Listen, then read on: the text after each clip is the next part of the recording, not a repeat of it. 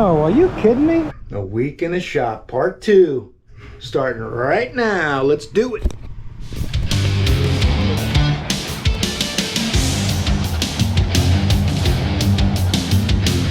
A broken Honda.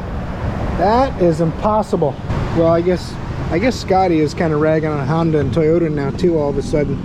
Nothing makes that guy happy. Unlike me, you can keep kicking me in the nuts and I'll always have a smile on my face. Let's see, this thing is a 2015, 2016. They've got it as a 2015 on the paperwork, but it's a 16. And the TPMS light's on. I'm gonna throw the scanner on, see what kind of codes. They got tires that are fairly new on it. It's got 39,000 on the clock. Shouldn't be broken yet. That's only like a 16th of the life expectancy of a Honda. Let's get to it. Oh, welcome to the channel, by the way. If you're new here, I'm Jimmy and we're making it work. Well, I got me a code that says low tire pressure current. I looked in the TPMS, there was no codes. Doesn't have a TPMS module. I guess the system's in the ABS, so you have to go in the ABS to find TPMS codes, which is, you know, par for the course. So let me check the tire pressure real quick. It's got fairly new tires. They probably have a nail in a tire, and so they came in to have the TPMS looked at. Tire sticker says 32 psi. Let's take a look. Cleared the codes out of that monstrosity, and I'll take this thing for a drive, make sure the light stays out. The right rear tire was at 14 psi, so I'm going to go out and lift the car up, check it real quick, see if there's a nail or a screw or something in that thing. That's all I needed was air pressure. They said the tires have already been checked, the air pressure is good, but the TPMS light is on. It's kind of a shame. You almost have to disregard what everybody tells you and just pretend you don't know anything except the customer has a light, and that's all you should. That's all you need to know. You need to figure it out from there, right? Because half the time, if they give you bad information, then you waste a bunch of time going to get your scanner and stuff. Normally, if no one told me anything, the TPMS light was on, I'd have first checked the tire pressure. But they told me it had already been done, so. Anyway, let's look at the tire, see what's in that sucker.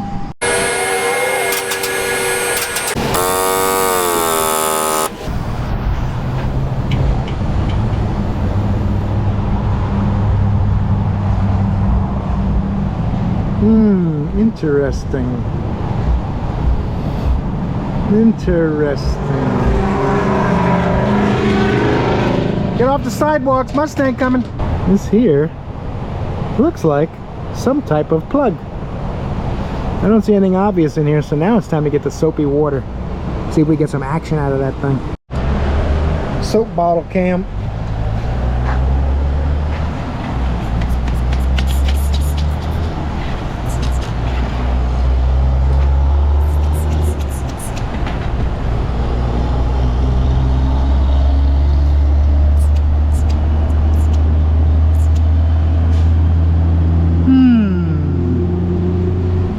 Interesting. Yeah, I don't see anything leaking.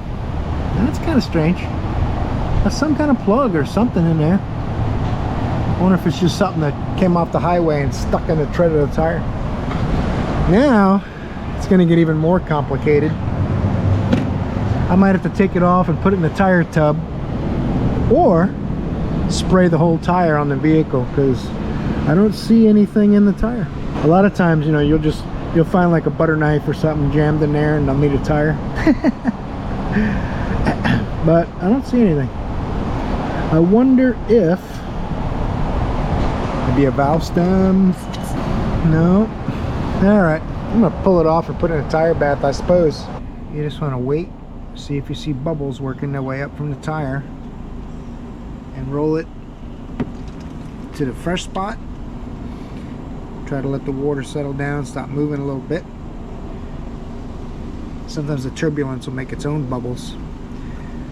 But obviously you'll know if there's a leak. Hello, compressors.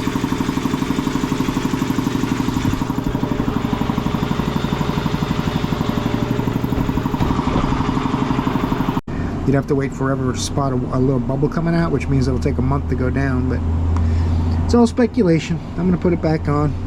Call it fixed for now, and we'll see what happens. Oh, look at the tow truck just brought us. I wonder who's gonna get stuck with that one. Give you guys one guess. You tell me in the comments who's gonna get that truck.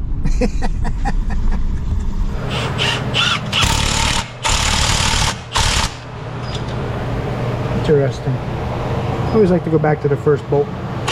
Just hit it a little bit, just in case something was cocked. You want to go off half cocked. A little bit of the magic lube on there. Doesn't take much.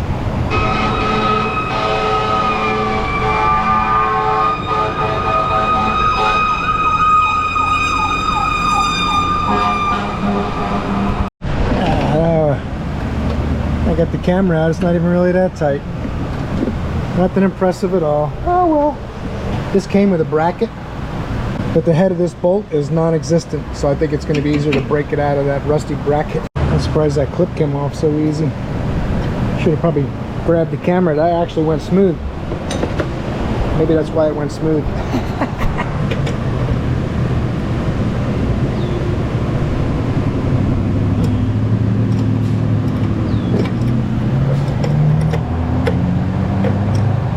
There it is.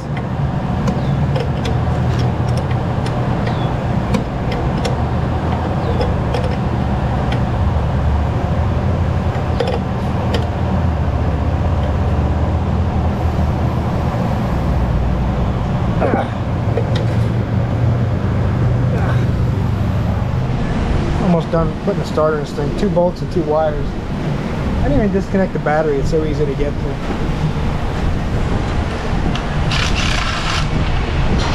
Don't touch it to the ground, that's all, you're good.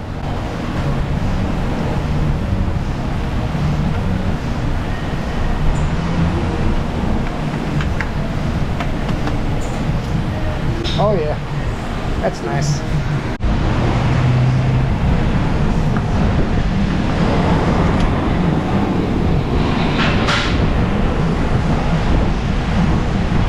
Come on, it doesn't get any easier than that. Top bolt's a little tricky. I put the socket on the nut, feed the extension through the hole. That'll be a little tricky.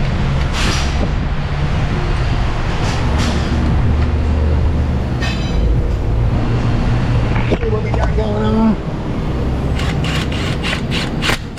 Oh yeah, that's nice.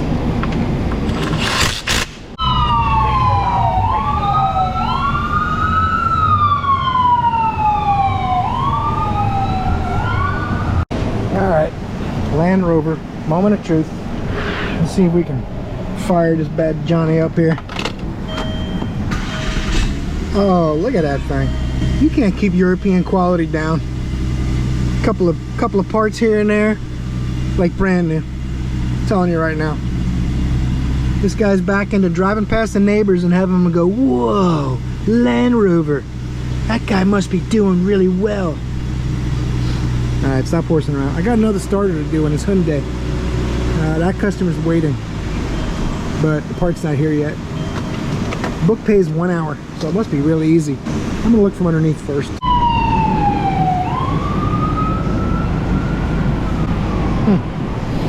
don't know if you guys ever tried these. Really good body armor. I get the low calorie ones because I'm already chubby enough. Pretty good though. Highly recommended. Yeah, I'm gonna say the starter bolts are down there. I don't know if you guys can see that. There's 2 of them, 14 mil. So I think if I take the snorkel or air tube and the air box out of the way, look at that, the clamp's not lined up. I think if I take that out of the way, I'll loosen those bolts. It should be 2 electrical wires. I think I can get from underneath. Shouldn't be too bad. I think that's why it only pays an hour. Already loosen this one down here. Alright. I don't think there's any more holding it. Oh, there's another one down there. Look at that son of a gun all the way down there. That's crazy. It's got way more bolts than a hot air intake. Can't bring myself to leave that clamp all discombobulated. That's just not right, man. Who did that? You gotta be ashamed of yourselves. There you go. It's even got a little nipple on there to keep you from doing it. Did it anyway, didn't you? That son of a gun. Alright. I'm gonna break this loose with my trusty mountain wrench. Now I'll get my 1/4 inch electric ratchet and buzz it out the rest of the way. And the trick is getting out of there without hitting the crank sensor and doing anything silly to it. Just gotta hold your lip right. Ooh, it's hot. That's hot. That's hot. That's hot. Oh, that's beautiful. That's beautiful. I almost want to just set it on my nightstand, put it in the car. It's gonna be silly how beautiful that thing is. It's even the right one. First shot.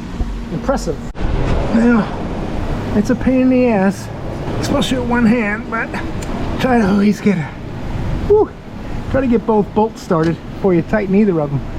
Otherwise, you'll end up going back and having to loosen one to start the other from the top. At least that's been my experience.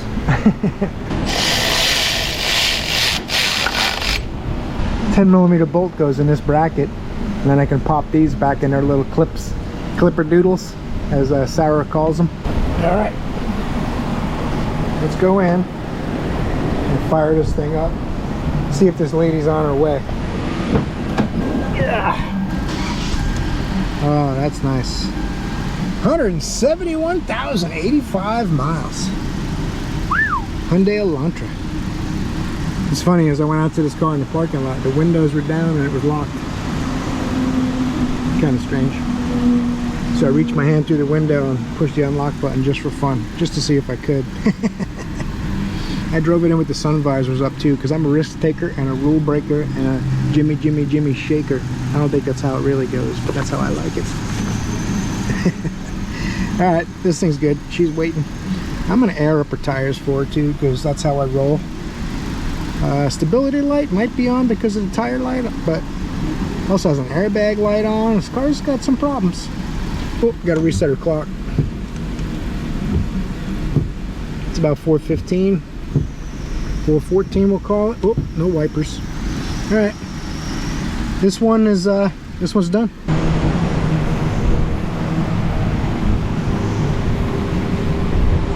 You know it. Jeez Louise. I'm double tying this up just in case. That's crazy. That hood weighs a lot for a little front wheel drive import.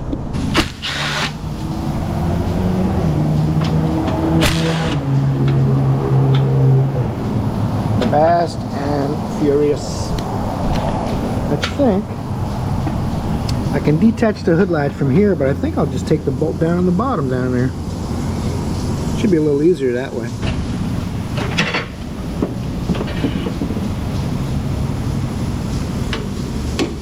Make sure that's covered. Look at that thing. Almost falling out of there now. Two ways you can get these hoses off of here. Obviously the one I just pulled off to the side. Customer declined all the extra stuff. He wanted to know about what maintenance it might be overdue on. 210,000 miles.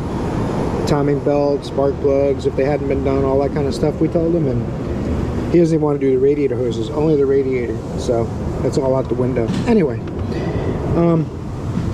there's two ways to go about this. You can disconnect the hoses and the cooler hoses for the transmission down at the bottom of the radiator, or you can disconnect them right here and just lift the hoses out with it and transfer them over to the new one. That's what I'm going to do.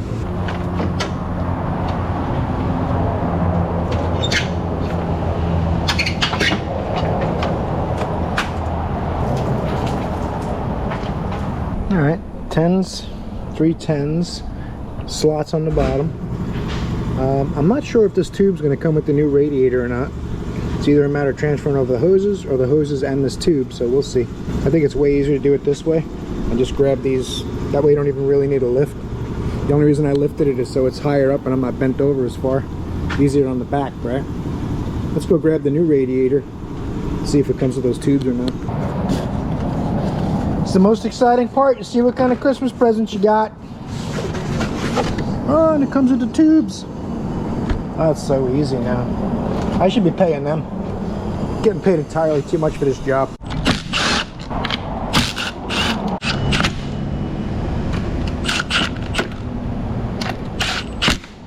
Alright. Now, make sure your rubber biscuits are down in the bottom. The radiator sits down in 2 little rubber biscuits.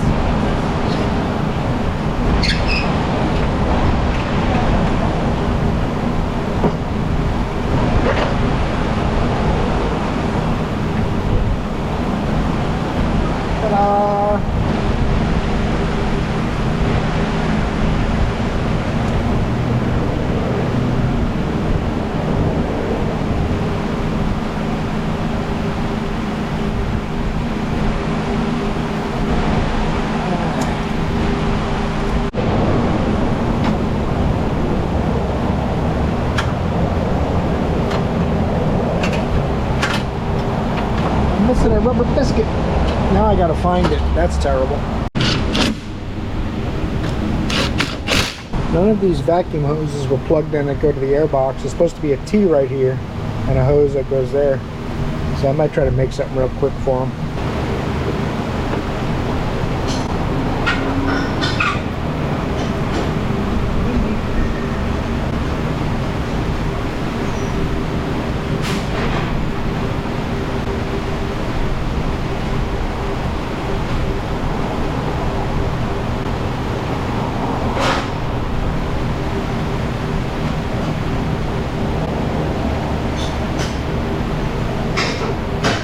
I'd say 20 minutes. I can't record the whole thing.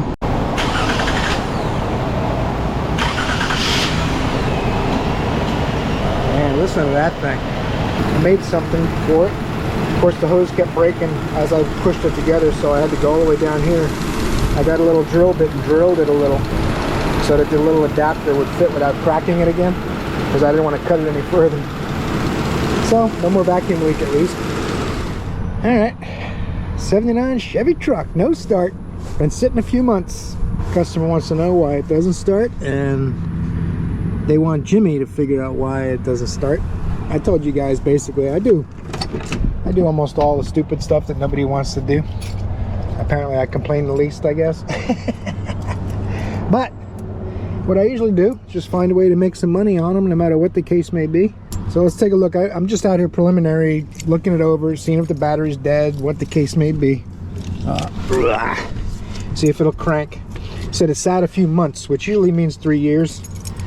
So probably has bad gas in the tank and stuff. Oh, doesn't. Oh.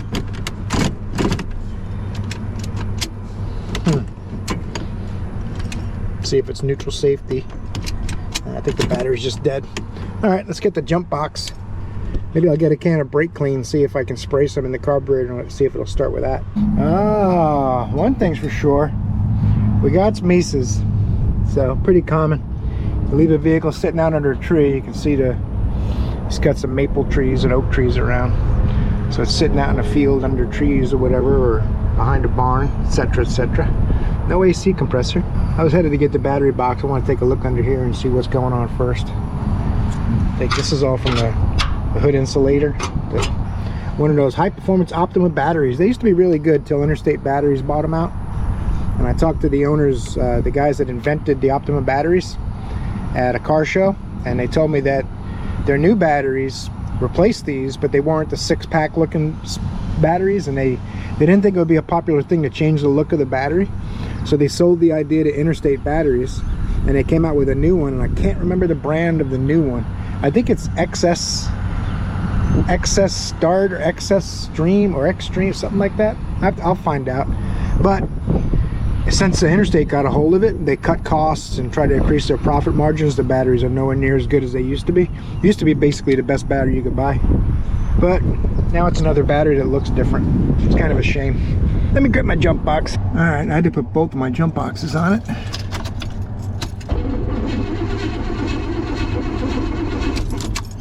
Yeah, not trying yet. All right, let's see now. My brake clean is getting low. Make sure I get plenty in there because it evaporates quick. Let's see what happens.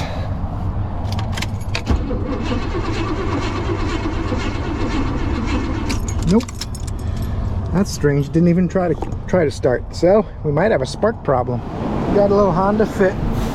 And some issues going on with this one we're trying to sort out, but came in yesterday saying it runs rough and the reverse lights are on. And Paul looked at it and found out that the brake lights were actually on. And he put a new button on the brake pedal that pushes the brake switch to turn the brake lights off. How that got to be reverse lights, we don't know. But that part's fixed. So I'm going to scan it for codes and feel how it runs. And it actually seemed to run good pulling it in. But codes are coming back. No trouble code. That's a shame. This is a 2008 with 114,000 miles on it, so it's not due for a problem yet being a Honda, but it does look like it hasn't seen a whole lot of love. You know, like the rock song, Whole Lot of Love.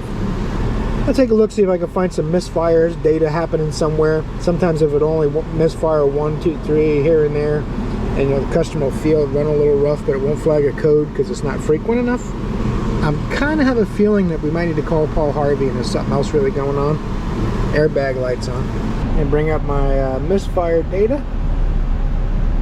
Put this thing in graphing mode. It's a little easy to take care of to watch it.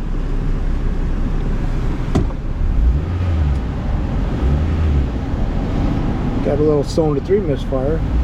Nothing to really brag about though. Let's put it in gear and see what happens.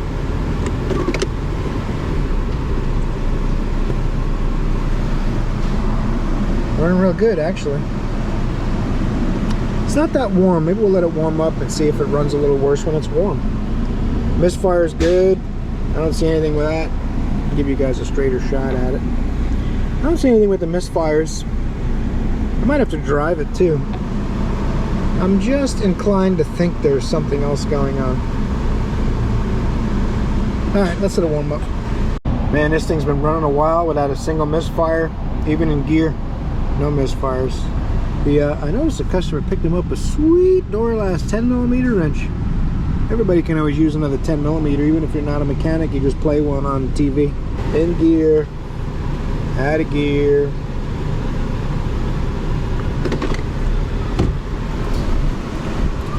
She said that she wanted us to look at the spark plugs, but I tried to explain it to him up front that looking at the spark plugs is the same amount of labor as changing the spark plugs. So if she's not sure if it's ever been tuned up, get a set of spark plugs, we'll put them in it. But it sounds like that's not what we're going to do. I'm going to take one out and look at it and try to determine from that one how old they are. Most of these modern cars are platinums. You can't really tell how old they are. I'm beating a dead horse. Let me go, let me pull a coil and a plug out of there and see what we see. Whew. That's not good. Get one of these coils out of here. Uh-oh. I think they're going to try to take that out with that box wrench. It's pretty tight too. That's probably why they gave up and brought it here and said, check my spark plug, it runs rough. Try not to drop this bolt. Let's see if I can get this out without the connector pulled off. There you go. I think it's a standard size spark plug. Maybe use the old Icon extension. Still a snap-on spark plug socket, heaven forbid. I haven't replaced those yet. I think I mentioned it earlier, but ooh, ooh. Yeah, these have never been out. Got quite a bit of carbon on the threads. Oh, hey, easy now. Testing gravity all over the place. Suddenly things are going awry. All right, now it's starting to free up. Should get a power tool, but didn't feel like going to get one for one spark plug. I forgot the threads are like 1.5 inches long on these. Ugh.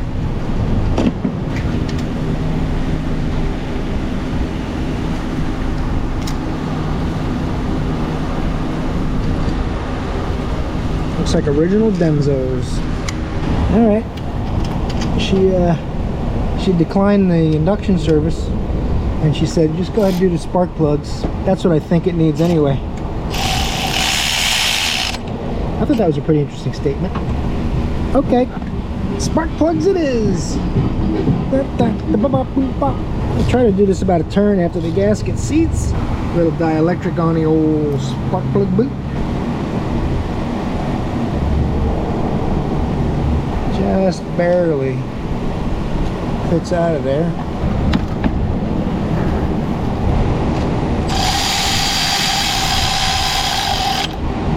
Two down and two to go. All right, number 4. Fire this thing up. Oh yeah, still runs good. No one ever felt it run rough. The manager drove it. The manager fixed the brake pedal button that was keeping the brake lights on. No one's ever felt it run rough, and there are no stored codes. Really kind of odd.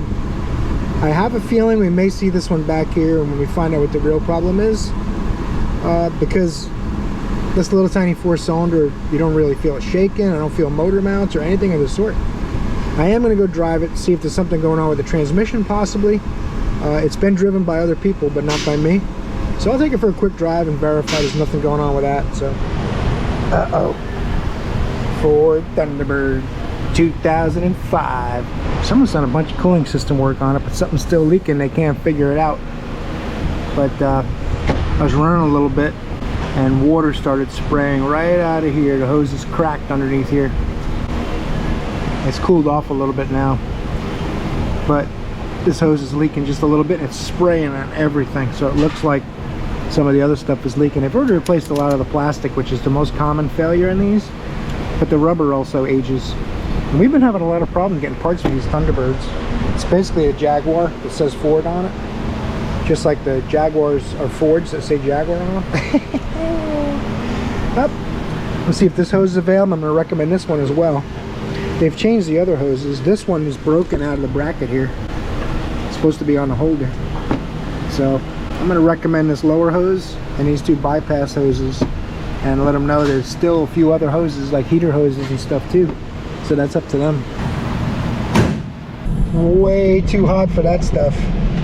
93 degrees today. No more bragging about the weather. Got a little misfire. This thing don't run good. Didn't ask about that. Just asked about the coolant leak. So they're putting an estimate together. It'll probably take them a few days to find parts. Like Thunderbirds. They're really hard to get parts for lately. We've had some with evap leaks, cracked gas tanks that you can't get gas tanks for them. So you JB weld it, and it lasts for 6 months and the code comes back. But anyway, my next ticket is this Jaguar over here, which is a really odd one. Let me hop in that car and we'll tell you all about it. Jaguar, a fine British automobile. Perhaps we'll take my Jaguar for a drive and find some tea and biscuits. I don't know, so that's a terrible British accent. 106,678 miles on this 2005 Jaguar S-type.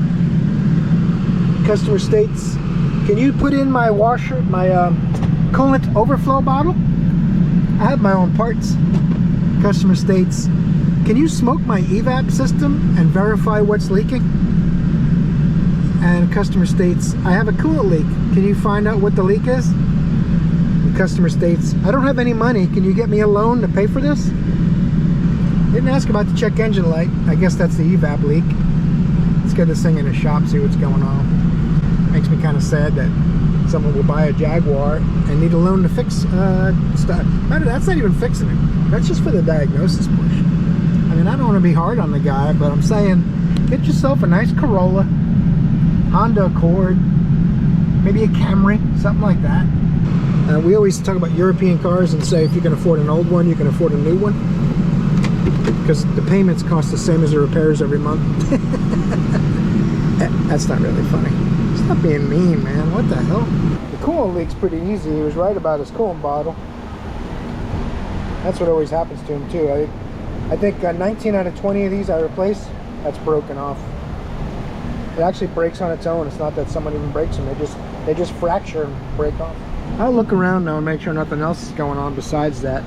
Lift it up and take a look around the bottom of the motor for evidence of water trails. And aftermarket cats, that's kind of weird. Look, that O2 sensor looks a little vulnerable like that, huh? It's like the lowest thing in the car. Oxygen sensor sticking down towards the road. But I didn't put it in. Personally, I'd have rerouted the wire out of the harnesses and come to this hole myself, but you know, whatever. The evap leak is real easy. You see gas running down here, traces of gas. It's actually still wet, you can smell it. So not much need in doing the evap leak, especially if he's going to take out a loan for the diag. I'm not going to charge him for that. I'm going to tell him find him a gas tank if you can find one, and they probably won't be able to. and you got to drop a whole bunch of stuff out of here to get these gas tanks down so that you can patch it, which is a temporary repair. The world's loudest safeties. Man, those things are loud. The oil filter looks like it's been on there a while, but par for the course, unfortunately. Got oil leaks, but he didn't ask about that, so I'm gonna put my scanner on and see what the codes are real quick. And obviously the tank's leaking, so it needs a tank, whether it's evap or just a fuel leak. Neither of those are good. And the coolant leak is the overflow bottle. I don't see anything else. I see oil, but not a single, you know, even a coolant leak that's intermittent, you'll see a trail of corrosion or puddling. Let me get my scanner. Oh, that was quick. Customer pulled up behind me. Well, I guess it's not a customer if he didn't spend any money. Guy pulled up behind me on like almost brand new 7 Series BMW. He said, how much to change my oil if I got my own oil? Can you do it right away? I said, probably $100 bucks, something like that. You got to go up front and make sure the exact price. He just got in his car and left. Bye. And even a Jaguar with 106,000 miles knows when the hood's open. It says, tells you right there, bonnet open.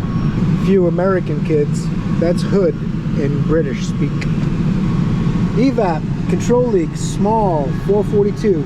Flight recorded data stored. Evap system control leak detected, very small, 456. P1000, system check not completed since memory clear. That means someone's been going in here and clearing the code out to keep the check engine light off. So they got their own scan tool. He also had his own parts, so it's not surprising. So what I'm going to do is back, clear fault codes, check engine lights out until it runs an evap test, it'll come back. I showed you guys this is the car that has the leaking gas tank. So they're going to do a smoke test and charge him an hour for that. I said, look, the gas tank's got a fuel leak. It's dripping down the front, so when you fill it with gas, it's leaking a little bit of fuel out. So that's the evap leak. The tank's got to be sealed. So we saved him a little money there, but now we got to see if he wants to do a tank and if they can even find one. So we'll continue on this car if we end up fixing that. Electrical connector. That thing's out of there. Got my drip pan underneath, so I might as well. I don't know what that is, a sponge or a piece of paper. Customer said, can I bring my own part? Because I got to use quality parts. I don't want to use junk in my car. I'm like, yeah, Napa, that's what we sell. Anyway, enough of that nonsense. I'm gonna knock this out. Should only take a minute. I think they charge them a little too much. I'm gonna have them cut that down a little bit. Charge them 2 hours. It takes about 20 minutes. So I'll be like, well, I'll charge them a half hour. That works out good for me, and they'll save some money towards the gas tank. These 2 little ears slide into these little slots. 1 screw over there, and the hose on the bottom. Click. Do that with an air tool. Can't be done. Well, I filmed the antifreeze going in, but I didn't realize the GoPro was glitching again, so bummer. All right, made a tool video about those last night. You're gonna have to look for that. It's Friday morning. Oop. Those are going on eBay this weekend. Friday morning, episode 52, a week in the shop. And fire this thing up, try to finish the week strong. It's been a very unusual week again. I just keep working on really weird stuff like old Chevy trucks and things like that. But got me a solar power generator. Got a good deal from the Napa store I couldn't pass up. Went with the Schumacher. No one does a lot of reviews on them. There's only a couple of YouTube videos about them. And I got a Balder solar panel, 120 watt solar panel to charge it. It's charging right now. I just figured I'd go with the Balder because, you know, let's do it. First job of the day, this here Toyota Solara. I told them when I drove it yesterday that it had a lack of power. Something's not right with the mass airflow or fuel pump pressure or something like that. Check engine lights on, of course. He said, go ahead and put the radiator hoses on. He decided he wanted to do those. It's got like a lack of power problem. Yeah, he's not worried about that, but he decided he wanted to do the hoses.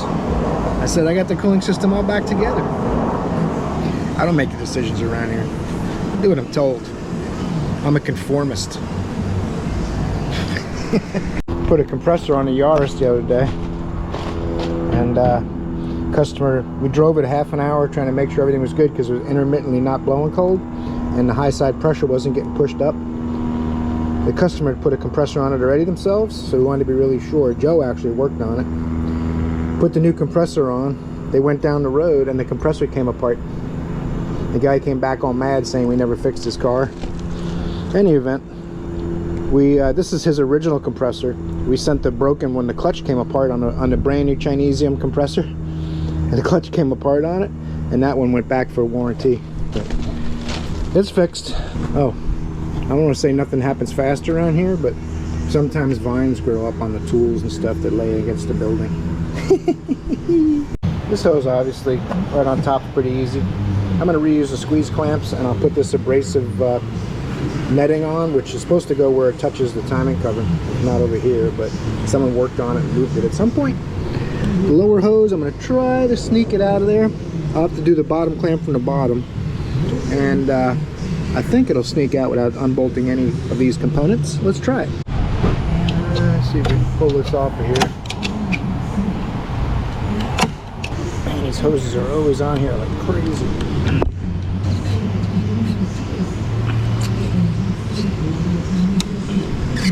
Alright, someone welded this on here or something. I got the clamp on it a tiny bit over here, but that shouldn't hurt it. I could just razor it off because I'm replacing it, but I don't feel like it. I already grabbed this tool.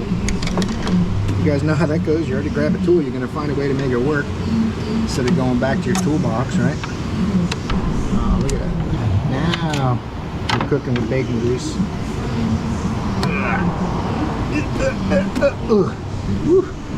It's a workout.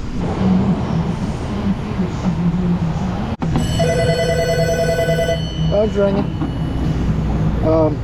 One thing you can do with these on a metal tube, I wouldn't recommend on a plastic housing, but I've got the clamp released a little bit, but of course the way I put it back on was not easy to get to, so you just pop it off with a pry bar.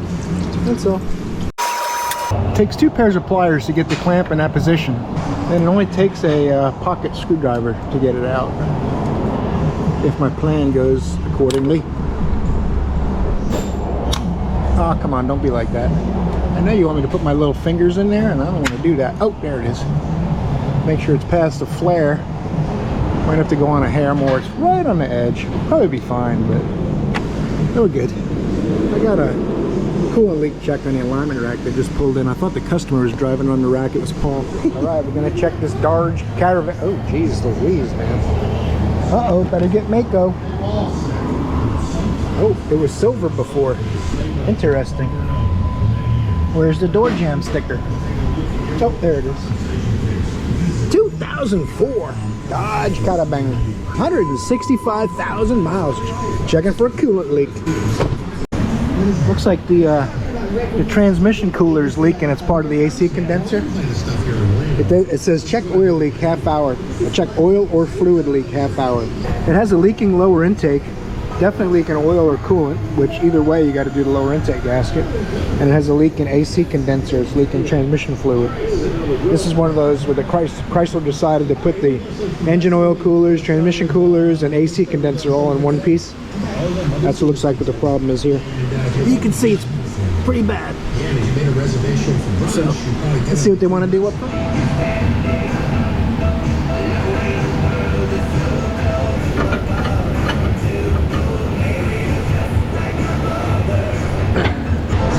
See if the old gear wrench can break this loose. No problem. Quick body shop alignment. Brand new Hyundai Elantra.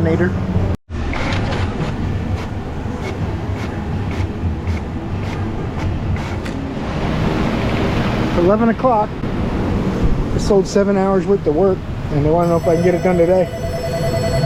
Phone's ringing. So we're going to do the intake lower. The phone is ringing, and the condenser. Wish me luck. Get the coil and the coil bracket out of the way. Got the power steering reservoir bungeed out of my way. I'm gonna drain the coolant too, obviously, because it's all there's coolant running through here as well. We got the usual split rubber, and there's no clips on the air cleaner, so I'm gonna have to mention that to them too to try to get those. I already cleaned it off with brake cleaner around the edges, trying not to get any extra dirt in there, minimize it a bit. I just take these little clips out of there because we're going to put a new part in anyway. I'm not going to fuss with those little things with them. The quick release tools work, but they always tend to be a hassle when there's dirt in there. A lot of times I'll clean them out before I try to disconnect them. It's only held in with plastic clips on both sides and slots on the bottom. And if my calculations are correct, squeeze these tabs, maybe with a little bit of assistance. Oh, look at that. Jeez. I used a rag over here to keep it from trying to go back on the snaps. Because when you do one side at a time, obviously it leverages and doesn't want to let go. Now, what's up? What a contraption. Let's see if the new one's here. Parts aren't here yet, so I'll just keep taking the intake apart. Gotta be done today, but we don't have any parts yet. It'll probably be easier to undo the safeties, but I can usually pop them off without even touching those. Find the tab with your pick, then you don't have to undo the safety. I usually push the release, push the hose in, push the release out, and then keep a rag around it for when you release the fuel pressure.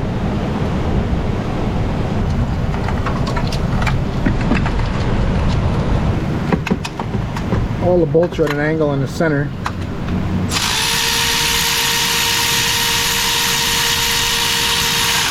Gotta look up the torque spec. They don't feel really tight. 16 foot-pounds, 18 foot-pounds maybe. But we'll see.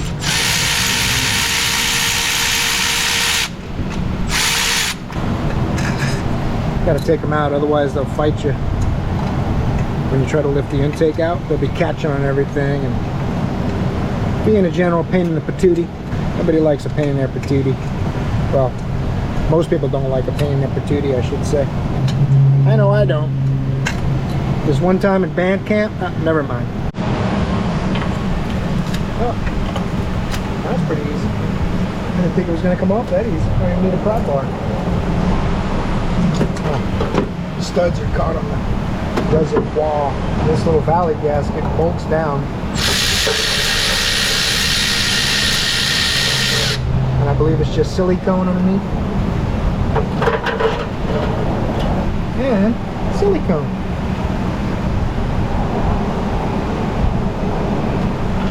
Like I said in other videos, I try not to let the silicone stuff go down in the engine. I mean, if a piece falls down accidentally, it's not the end of the world. It'll end up in the oil pickup most likely, which is kind of sad.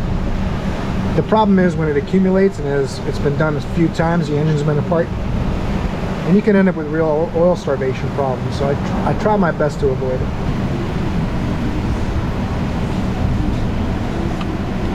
Carbon scrapers, freaking awesome. If you use them right, they are awesome. Transmission dipstick tube we put in it too. Kind of a fiasco. Pulled the wheel well out and stuff. 2 pieces. They only ordered me the top, so then I had to get them to get me the bottom. Brakes are all bled. Wheels are all torqued. I didn't film it because Katie's not in today. We're a little short-handed, and as usual, things are berserk. Got a great brake pedal. All that's left is to go drive this thing, so.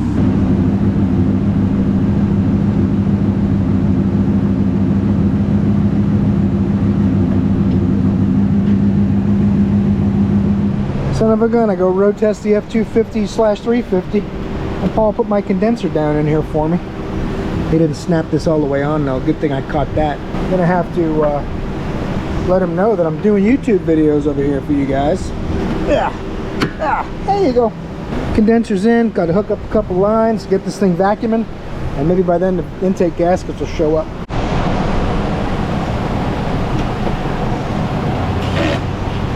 We got Christmas presents.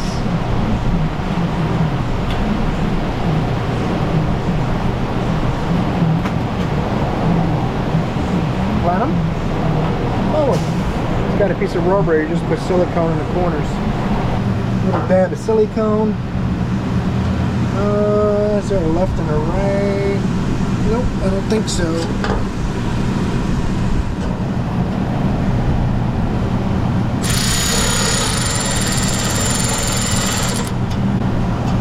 gonna look up the torque spec for these. I should have looked it up before. It's not much. It's probably about 8 foot-pounds or so, or 89 inch-pounds. Let me go look it up real quick before that silicone dries. 105. Put the lower on, torque it to 10, and then 200.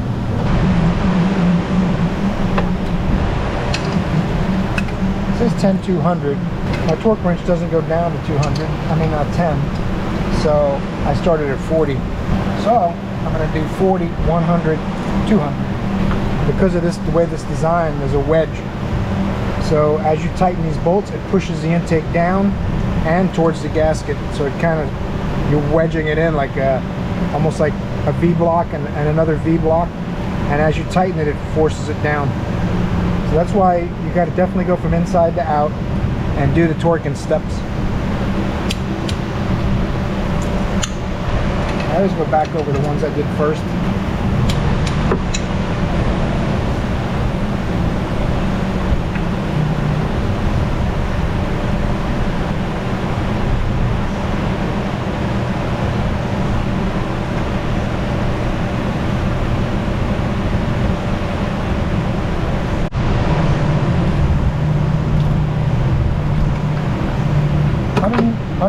Inch-pounds on the upper plenum. Still haven't found a replacement for this yet. I might just get a cheap one.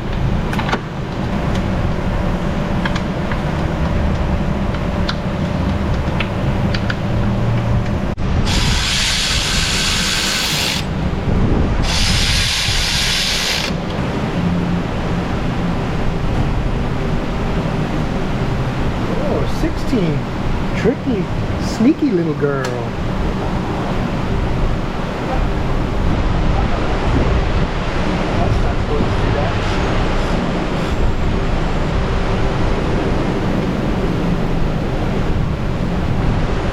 That's nasty.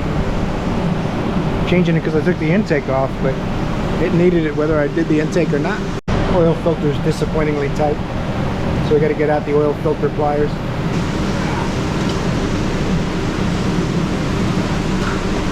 Not as bad as I thought it was going to be.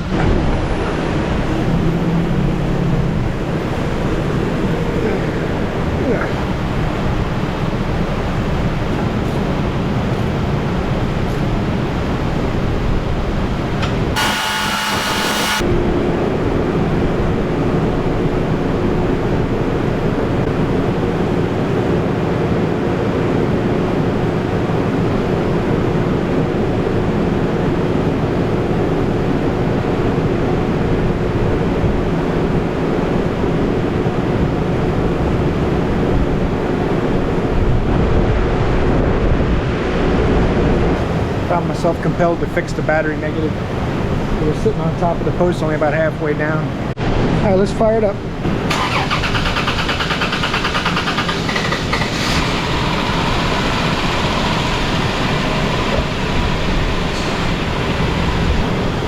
Once we got fuel pressure, fire it right up. Probably not going to be a good spot for a nest, little buddy. I'm going to say do not build a nest because you're not going to get out when we close up. I'm just a thought.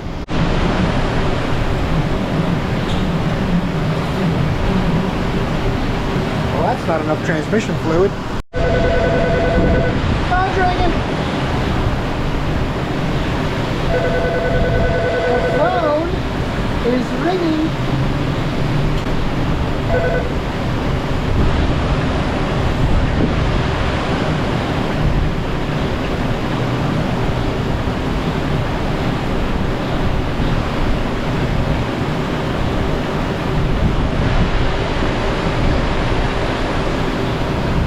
Quarts.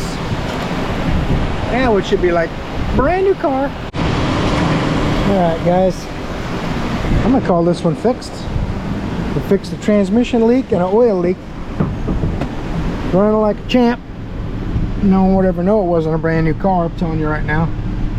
I'm gonna take it for a drive. I'm not gonna film that. It's gonna be kind of miserable in the traffic that's out there. Plus, I didn't fix a drivability problem, I fixed leaks, right? I still want to drive it just to make sure nothing weird happens. 2 quarts of transmission fluid, change the oil and filter, 1.3 gallons of antifreeze, 50/50. All done. It's like a brand new car. They just bought this apparently. So they got a couple kids. They needed a little van.